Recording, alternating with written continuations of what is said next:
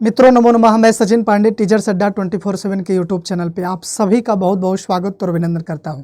आज हम लोग इस वीडियो में जानने वाले हैं कि यूपी एलटी ग्रेड की जो संस्कृत की परीक्षा हुई है 7 दिसंबर को शाम को 3 बजे से 5 बजे तक, वो परीक्षा आप सभी लोगों ने दे चुका है।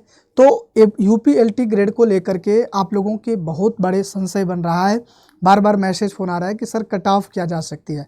तो इस वीडियो में एक संभावना हम करके आपको बता सकते हैं कि कट ऑफ क्या जा सकती है। जो हमारे पास फ़ोन मैसेज और जो लोगों का आया कि कितना नंबर हम लोगों ने सही किया, ये बात तो बिल्कुल सही है कि यूपी एलटी ग्रेड में ये नहीं कहा जा सकता कि आपके पेपर हार्ड थे। पेपर बहुत सरल थे और जो हम लोगों ने यूट्यूब पे और पेड क्लास में जो भी विषय हम लोगों ने पढ़ा था, जिन बातों की चर्चा की थी, जिस तरह के प्रश्नों का अभ्यास हम लोगों ने मैराथन क्लास यूट्यूब हो या पेड क्लास हो, वहीं से सवाल पूछा गया था। ये सबसे अच्छी बात है और ये जानकर खुशी भी हो रही है।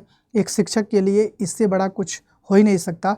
बहुत लोगों का फ़ोन मैसेज आया कि सर बिल्कुल आपने जो पढ़ाया था और जिसकी भी चर्चा जिस तरीके से आपने समझाया था, लगभग सारे सवाल वहीं से पूछ लिए गए थे। तो ये बहुत अच्छी बात है और मुझे लग रहा है, मुझे पूरा विश्वास है कि आप सभी लोगों का संस्कृत का पेपर बहुत अच्छा हुआ होगा। और मैंने कल की इस एक क्लास में शाम को 8:15 पे मैंने टीचर्स अड्डा 24/7 के यूट्यूब चैनल पे आपको एलटी ग्रेड संस्कृत का जो कल पेपर हुआ 7 दिसंबर को, उस पेपर के हर एक प्रश्न का एक प्रमाणिक उत्तर का आंसर की मैंने बना दिया है। तो उस सेशन को जो लोग नहीं देखे हैं वे लोग देख लेंगे। हम एलटी ग्रेड की अगर बात करें कट ऑफ की, तो आप लोगों को यूपी एलटी ग्रेड 2025 संस्कृत का संभावित कट ऑफ क्या होगा। आप सबको पता है कि एलटी ग्रेड का ये प्री एग्ज़ाम था।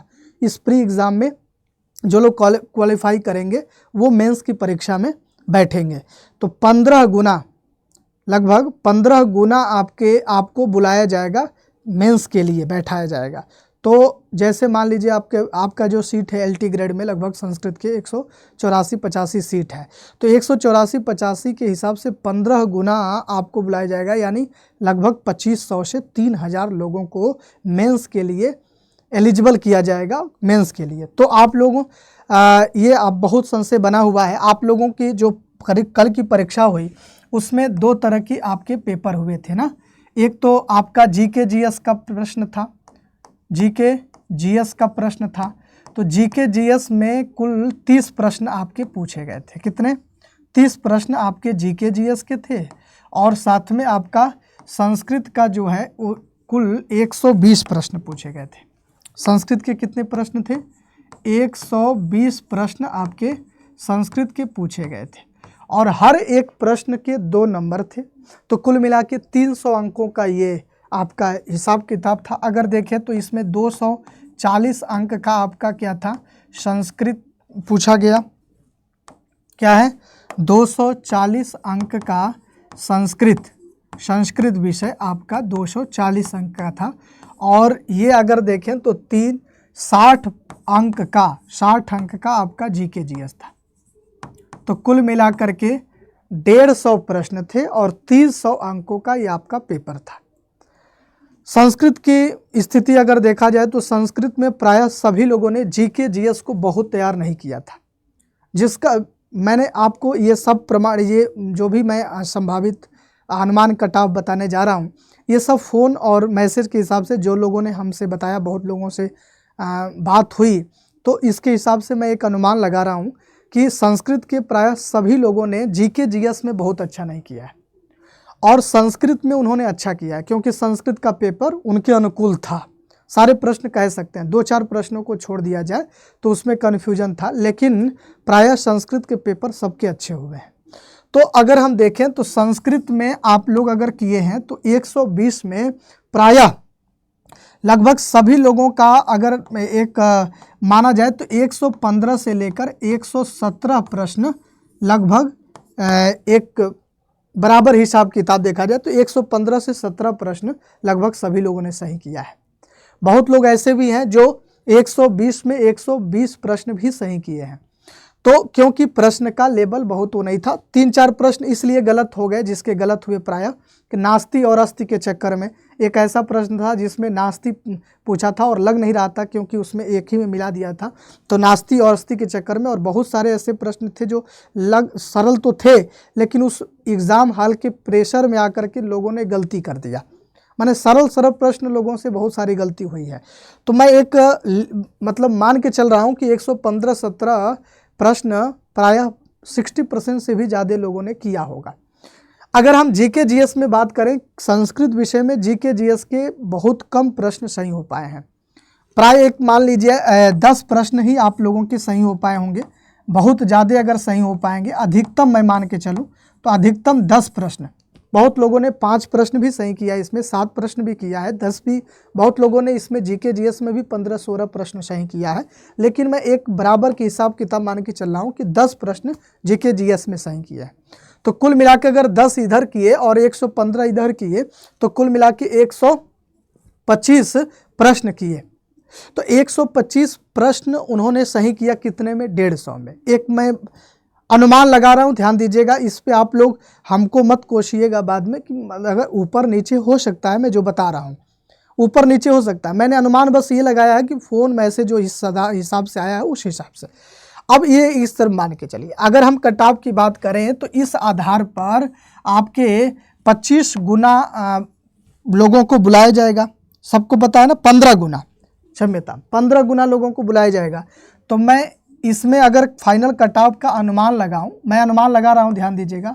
अनरिजर्व की अगर बात करूं, सामान्य की अनरिजर्व की अगर बात करूं तो लगभग आपका ये अनरिजर्व में 110 से 115 आपका कट ऑफ जा सकता है।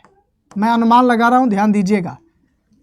इससे ऊपर भी हो सकता है, इससे कम भी हो सकता है। मैं एक अनुमान के तौर पे आपको बता रहा हूं। इसके साथ साथ अगर हम देखें आपका ओबीसी, और ओबीसी के साथ साथ अगर आपका देखा जाए ईडब्ल्यूएस, तो ईडब्ल्यूएस में भी कुछ मेरिट घटेंगे, जिसमें अगर माना जाए तो 100 से 105, 100 से 105 आपकी मेरिट जो हो जाएगी कट ऑफ, वो आपका ओबीसी और ईडब्ल्यूएस में जा सकती है। इसके साथ साथ अगर हम देखें एसटी एससी की अगर बात करें तो एसटी एससी में आपका 90 से 95 आपका कट ऑफ जा सकता है। तो ये मैं एक अनुमान के तौर पे आपको एलटी ग्रेड संस्कृत के कट ऑफ की बात की है। इससे ऊपर भी हो सकता है, इससे नीचे भी हो सकता है, लेकिन अधिकतम चांस यही है कि ये कट ऑफ आपका यही रहेगा। और आप लोग निश्चिंत रहिए,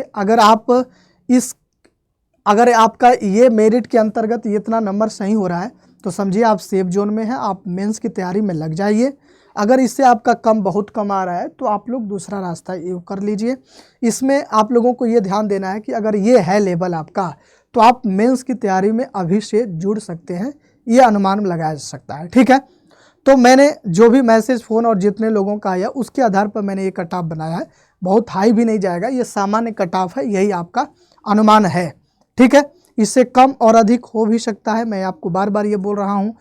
तो मैंने ये कट ऑफ में बारे में एक थोड़ा सा चर्चा किया, और आप लोग सब लोग अच्छे से आप लोग अपना आंसर की मिला ही लिए होंगे। जो लोग कल की वीडियो वो आंसर की वाला नहीं देखे होंगे वो देख लेंगे। मैंने आपको 120 प्रश्न संस्कृत के सभी प्रश्नों का सही से उत्तर आप लोगों को मैंने यूट्यूब पे क्लास ले लिया है, तो आप लोग उस सेशन को ज़रूर देख लीजिएगा। बाकी हम लोगों की तैयारी चल ही रही है।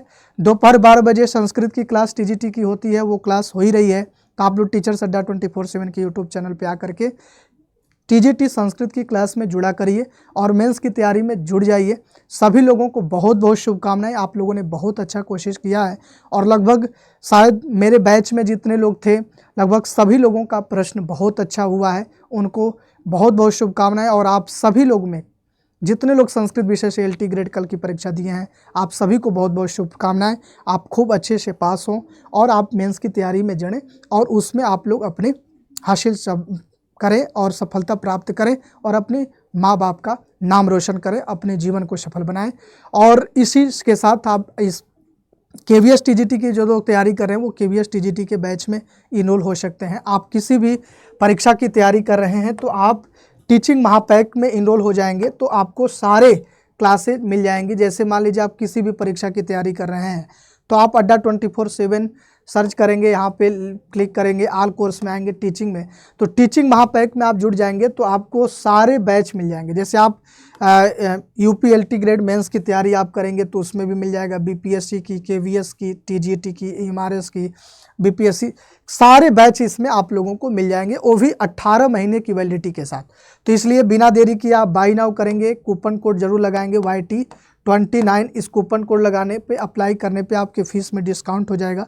मात्र ये फीस 2319 रुपये में टीचिंग महापैक मिल रहा है, जिसमें आपको सारे एग्ज़ाम कवर हो रहे हैं और वो भी 18 महीने की वैलिडिटी के साथ।